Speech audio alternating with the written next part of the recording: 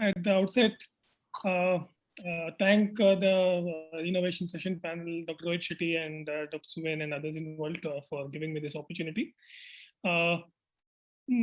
My journey into translational research has been guided by Dr. Rohit and Dr. Arko. So as we all know, translational research is something where you take the information from the patients and you go to the bench, you think about it, and then you develop something new and come back to the bedside. So in our quest to understand macular edema, we were collecting aqueous humor from patients and we were analyzing what was happening. And we developed this important thing about, knowing the clinical status, knowing about the region, know the cellular players, what happens at the junction and how the signaling works. And based on this, we developed the molecular signaling pathway. So as we all know, diabetic retinopathy is something which is very commonly seen in the clinic. There are a few knowledge gaps in disease progression and how anti-VEGF resistance develops, and are the available treatable options enough in treating our patients. So based on the knowledge that we had collected based on the aqueous humor analysis, we had a hypothesis that there are distinct set of soluble factors in the aqueous humor in different patients with different or various stages of disease. And the added hypothesis was that dysregulated factors can either augment VEGF-dependent angiogenesis and vascular leakage, or they might facilitate a VEGF-independent angiogenesis and vascular leakage in driving diabetic retinopathy progression. So those were the hypotheses. Based on this, we had a few objectives where we wanted to determine the soluble factor profile in the aqueous samples from different diabetic retinopathy patients with non-proliferative and proliferative forms. We also collected the aqueous from patients who had resistance to anti-VEGF management and in different types of macular edema patients. So the data was profiled based on these patient samples. And what we did was we looked at the cellular analysis, developed a mechanistic pathway, and kind of did an in vitro experiment and then an animal experiment. So this is how we did that. We collected aqueous humor from patients and vitreous from patients who were undergoing vitreous surgery for membrane peelings and all that. And then we stored it at -80. And once we reached our target and grouping, we performed the multiplex ELISA, and based on that, the results were formulated. So the 108 factors that we analyzed were broadly classified into pro-angiogenic, anti-angiogenic, pro-inflammatory, and anti-inflammatory. Although these groups have interacting kind of soluble factors. So this was our multivariate analysis where we saw that these were the molecules where cytokines, soluble adhesion molecules, growth factors were all part of the disease pathogenesis. So based on the analysis that we did, what we found out was there was one particular molecule, for now we will call it as soluble factor X, was along with anti-VEGF playing a very important role in patients who were both treatment naive, non-responders to treatment, and also was causing a problem in the vasculature. As we all know, diabetic retinopathy is a vascular disorder. So why we chose soluble factor X was for these reasons. That primary mechanism of this particular factor that caused vision decline in diabetic retinopathy was because of edema and pathological angiogenesis. So the common known agent is vascular endothelial growth factor, but this also had a similar kind of an action. So therefore, the endothelial dysfunction is strongly associated with DR pathobiology, and this particular factor had a very gross effect on this particular endothelium.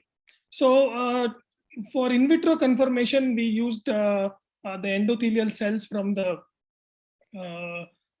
human endothelial cells from the embryos, and we use these cells to induce tube formation, barrier loss, pro-angiogenic and anti-angiogenic factor secretion.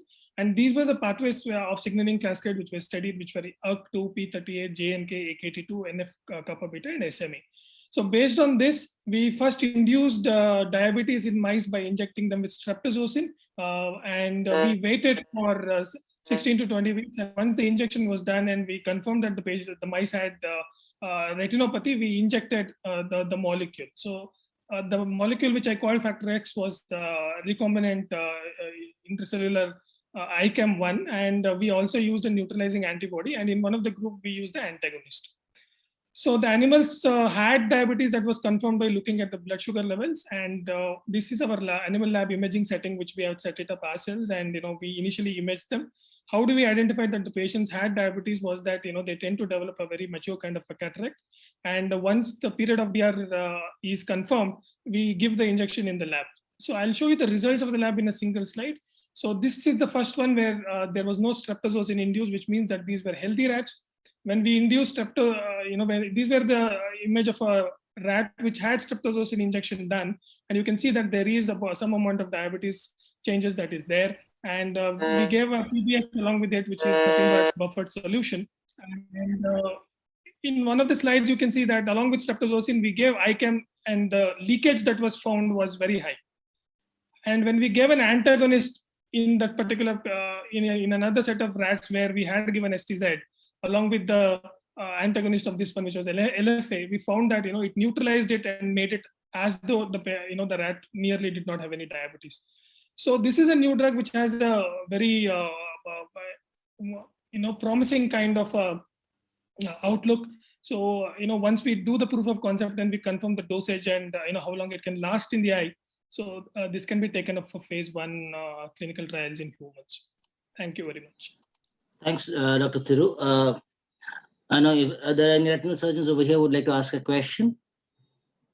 If not, I'll ask you a question. I'm not much of a translational scientist, but I'm just curious. See, in your samples that you collected from the diabetic patients, yes, the soluble factor X or ICAM that you said was present in the samples.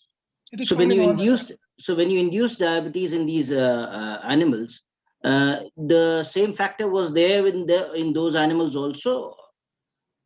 In the primary ICAM is not directly known to be driving it like VEGF. But did you since you injected ICAM further to why we added ICAM was that ICAM increases the progression of the disease. We had to prove that concept also, that it might be such that ICAM that we found in the vitreous and aqueous, people might say that it might be a function, that it was opportunistically present, and it. So it was a coincidence. It's not a coincidence. There's a cause and effect relationship. Proof that ICAM does progress it, and the soluble ICAM which is there in both the aqueous and vitreous had progressed. So that was one proof of concept that we were trying to prove.